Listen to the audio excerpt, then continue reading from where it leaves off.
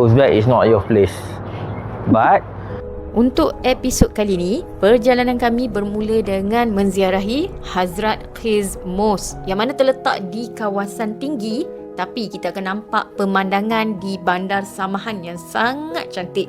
Dan lepas tu, kami akan berjalan kaki lebih kurang 20 minit macam tu untuk menuju ke Shah Izinda, sebuah kompleks makam yang sangat terkenal dengan seni bina berwarna biru. Mata kita ni memukau bila kita pandang lokasi dekat sini. Kemudian lepas habis kami jalan-jalan dekat Shah Izinda, kami akan meneruskan perjalanan menziarahi Bibi Khanum Mosque, yang mana masjid ni adalah masjid yang bersejarah. Dulunya adalah masjid yang paling terbesar dan tercantik di dunia. Dan akhir sekali kita akan singgah Siok Bazaar. Dekat sini kita akan makan makanan orang tempatan dan juga kita nak membeli belah lagi. Dia yang goreng tapi dia jual per gram. Dan dekat bahagian sini, buah-buahan kering, roti tradisional dan juga bahan-bahan juadah tempatan, semua ada dekat sini. Jom ikuti perjalanan kami dan lihat sendiri. Patutlah ramai yang impi nak datang samakan ni.